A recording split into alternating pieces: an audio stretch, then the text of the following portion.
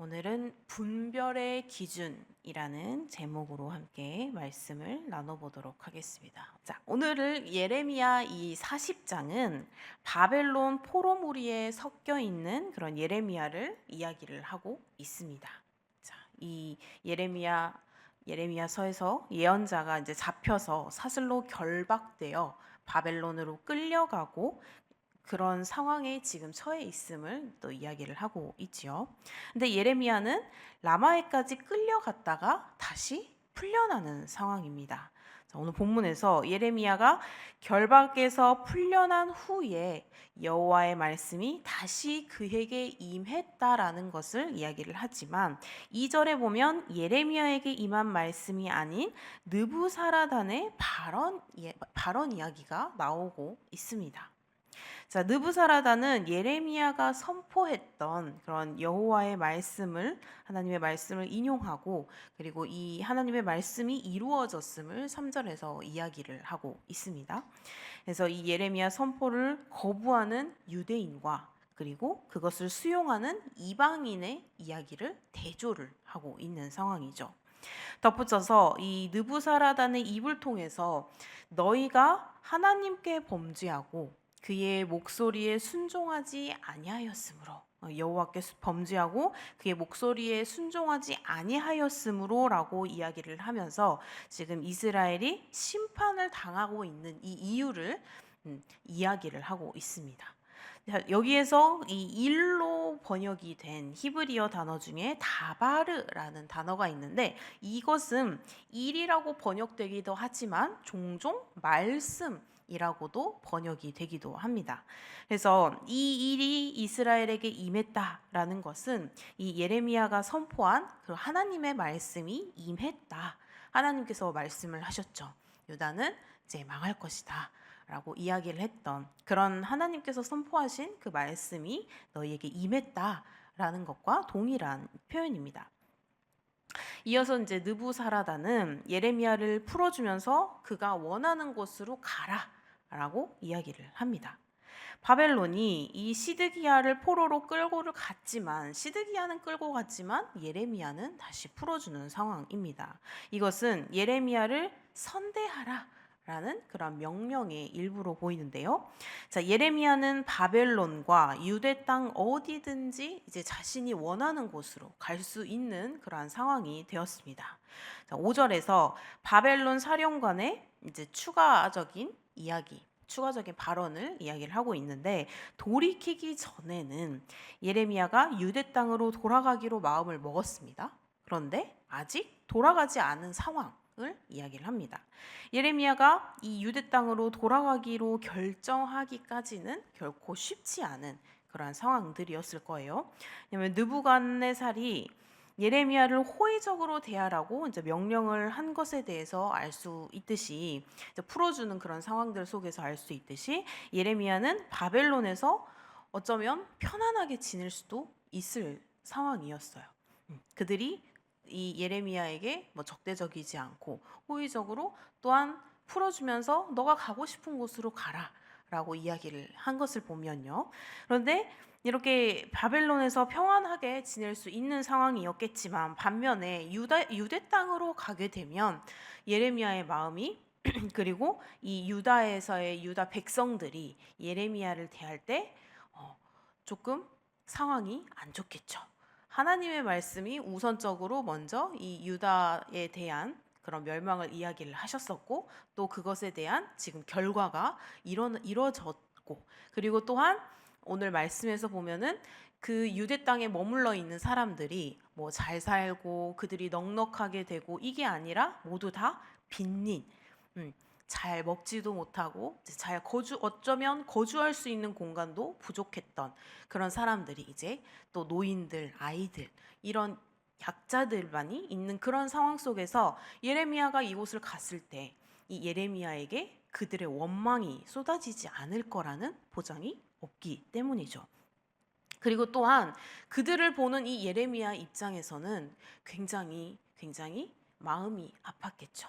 하나님의 말씀을 전했지만 그들이 하나님의 말씀을 결코 그들이 수용하지 못하고 결국은 이러한 상황들을 맞이하여서 결국 그들이 또 하나님을 원망하는 상황까지 이루어질 수 있는 그런 많은 상황들이었기 때문에 이 예레미야는 그 돌아가는 상황이 결코 반갑거나 결코 그 상황이 너무 좋지만은 않은 상황들이었을 것이다 라는 것이죠. 자, 그래서 이 유대 땅은 전쟁으로 인해서 굉장히 황폐하게 되었습니다. 굉장히 황폐하게 되었고 또 그곳의 거주민이 당장에 먹고 사는 문제에 직면하게 되었다는 것은 우리가 성경에서도 보이듯이 너무나 자명한 그런 사실이죠.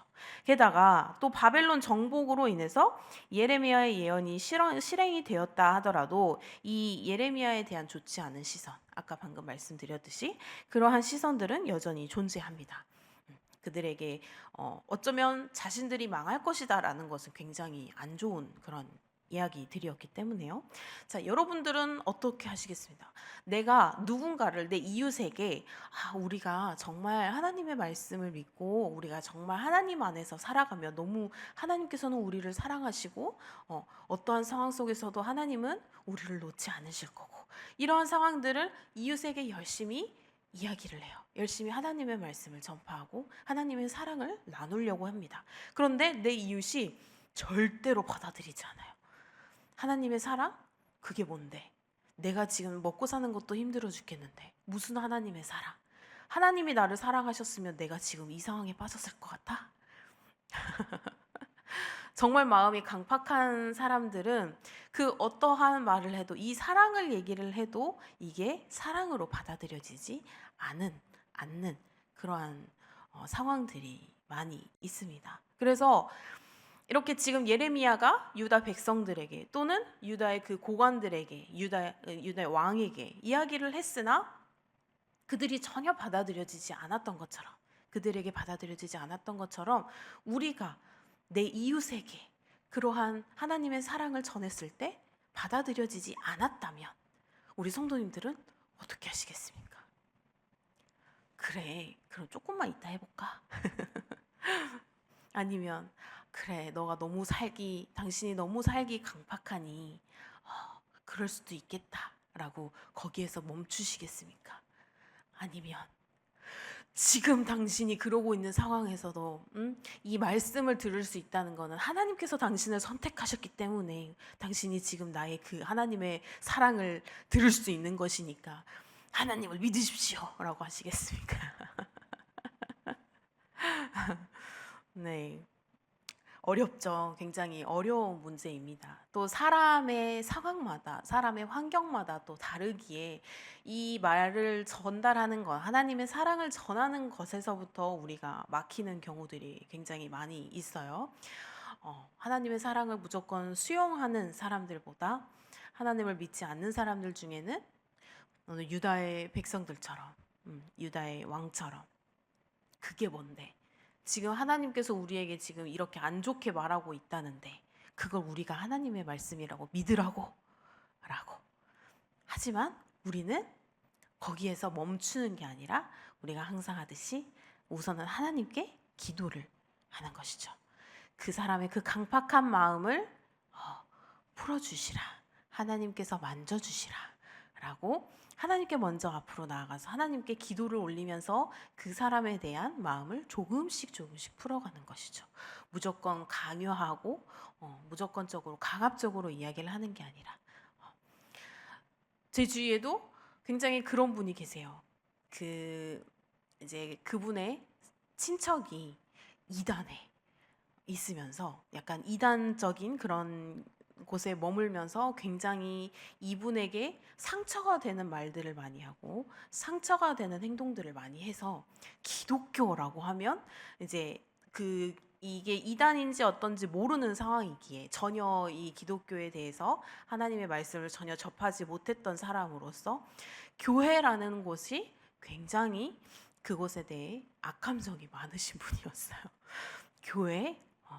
내 옆에서 이러한 사람이 교회 다니는데 다 이럴 거야 라고 이제 그런 마음을 가지고 그분을 데리고 1년이 되고 2년이 되고 3년이 되고 그러면서 이분과 조금씩 이야기를 하다 보니 이제 이분도 어느 순간 하나님의 말씀을 한 번씩 찾아보게 되고, 어, 뭐 유튜브에 우리가 떠돌아다니는 뭐 그런 이제 말씀 설교들 한 번씩 보게 되고, 그러다가 이제 그 설교에 대한 내용과 함께 같이 이야기를 나누게 되고, 그러다가 올해는 그 저희 신년 말씀, 새 말씀을 드리게 되고, 그러니까 그 말씀을 보고 이 말씀 보고 내가 조금 더 생각을 해볼게 라고 마음이 조금씩 열리게 되는 그런 상황들이 온다라는 것입니다. 그래서 우리 성도님들께서도 이런 유다 백성들처럼 마음이 아주 강팍하고 힘든 상황이겠지만 예레미야가 그들을 결코 포기하지 못하고 결국은 그들에게 다시 가서 그들과 함께 이야기를 하고 있는 것처럼 우리 성도님들께서도 그분들을 놓지 않고 조금씩 또한 우리가 하나님을 믿는 하나님의 백성으로서의 삶을 잘 살아간다면 또 그분들의 마음이 또 풀리지 않겠는가. 그 강팍한 마음이 하나님께서 어루만져 주심으로 그에게 하나님의 말씀, 하나님의 사랑이 같이 함께 임하지 않겠는가라는 것입니다. 그래서 오늘 말씀에서도 보면 유다 백성들은 하나님께서 선택하신 사람들이었어요. 그렇죠? 하나님께서 선택하신 사람들이었고 또한 유대인들이었고, 그런데 이들이 하나님의 백성으로서의 삶을 살아가지 못하고, 분명 하나님께서 선택하신 이들이지만 결국 이들은 하나님을 놓아버린 상황이고, 또 이들을 정복했던 이 바벨론의 사람들은 분명 하나님을 믿지 않는 사람들이었어요. 그렇죠? 그리고 또한 하나님께서 그 말씀하셨던 그러한 말씀들을 이들은 어떻게 보면 이방인이죠.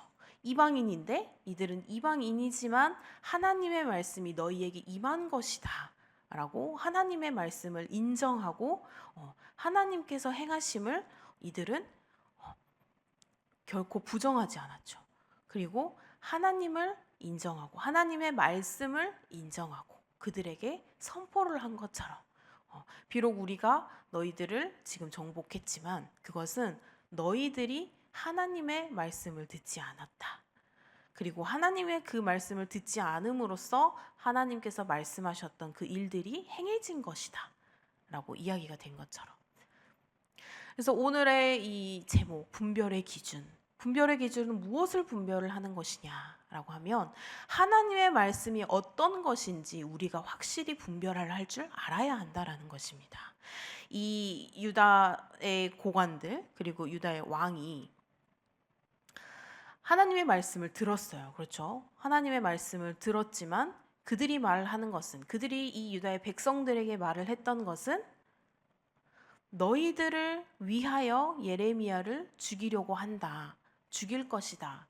라고 하는 그 말씀을 들어야 했을까요? 아니면 예레미야가 말했던 하나님의 말씀은 이것이다. 라는 그 말씀을 들었어야 했을까요? 이들은 그 분별의 기준이 명확하지 않았던 것이죠. 하나님의 말씀을 정확히 알고 하나님께서 하시는 그 말씀을 인정하고 하나님께서 하신 그 말씀에 순종을 해야 하는 상황이었는데, 지금 유다의 백성들은 이 분별의 기준이 명확하지 않았기에 하나님의 말씀이 무엇인지 정확하지 않았고 하나님을 신뢰하고 하나님께 순종하는 그 마음이 정확하지 않았기에 이들은 그렇게 하나님의 말씀을 거부하고 예레미야를 죽이려고 하고 예레미야를 부정적인 시각으로 바라보고, 지금 어쨌든 이들이 포로가 된 상황이죠. 그들이 난민이든 이렇게 빈민이 되었든 지금 이 모든 상황은 다 포로가 되어버린 그런 상황이었기에 그들은 끝까지 하나님의 말씀을 분별하지 못했고 하나님의 말씀을 사모하지 못했고, 지금 그런 상황에서 예레미야가 너무나 안타까워하는 상황입니다. 우리도 보면 교회를 다녀요. 교회를 다니고 신앙생활을 합니다. 그런데 우리가 과연 모든 하나님의 말씀을 제대로 분별하고 있는가? 라는 질문을 한번 해볼 필요가 있을 것 같아요.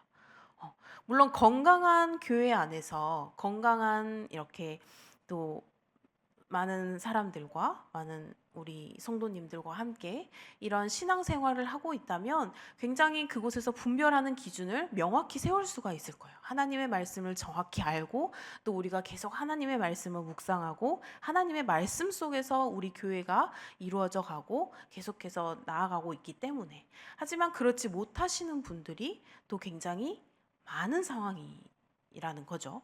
그렇기에 교회 안에서 갈급함을 얻고 갈증을 얻고 그러면서 이단에 빠지기도 하고 오히려 이단에 이제 그쪽에 발을 담그는 사람들이 이야기를 들어보면 그냥 하나님을 알지 못하는 사람보다 오히려 하나님을 알고 교회를 다니는 사람들을 더 끌어들이기 쉽다라고 합니다. 왜냐하면 그것은 하나님의 말씀이라는 정확한 기준 그리고 분별의 기준이 정확하지 않기 때문에 그러한 상황들이 많이 벌어진다라는 것이죠. 그래서 우리는 이 하나님의 말씀을 굉장히 잘 분별을 해야 한다라는 것이죠. 유다의 백성들이 분별하지 못하고 끝까지 하나님을 거부한 것처럼 우리의 삶을 하나님의 그 사랑이 정말일까? 라고 거부하고 나의 힘듦을 하나님의 탓으로 돌리고 나의 힘듦을 하나님은 나를 사랑하지 않아. 하나님은 나를 버렸을 거야. 내가 이렇게 힘든 거 분명 설교는 들었어.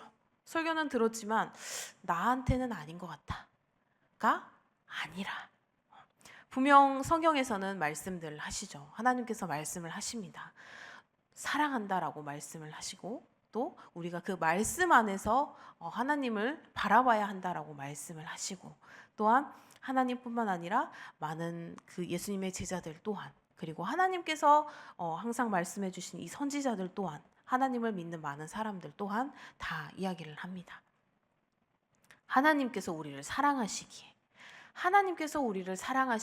우리가 기쁜 일도 있고 슬픈 일도 있고 또한 어려운 일도 있고 쉬운 일도 있고 이 모든 것들이 하나님의 사랑 안에서 이루어진다. 하나님의 말씀 안에 그 모든 일들이 이루어져 가고 있다라는 것을 우리는 정확히 분별하고 정확히 알고 정확히 믿음으로써 이 하나님 앞으로 나아가는 그러한 신앙생활을 해야 한다라는 것입니다. 우리 성도님들께서도 이러한 신앙생활의 그 분별의 기준이 정확히 하나님의 말씀이 될 수 있도록 하나님의 말씀으로서 정확히 분별하고 그 안에서 우리가 위로를 얻고 그 안에서 우리가 깨닫고 그 안에서 지혜를 구해야지 세상적으로 물론 사람에게도 위로받을 수 있겠지만 우리에게 마음의 위로는 나에게 정말 깊은 영적인 위로는 하나님께서만이 우리에게 주실 수 있다라는 사실을 잊지 마시고 그 안에서 우리 성도님들께서도 잘 분별하여서 이 삶 가운데 하나님의 은혜를 하나님의 축복을 충분히 넘치도록 누리실 수 있는 우리 귀한 성도님들이 되시기를 주님의 이름으로 소망합니다. 기도하시겠습니다.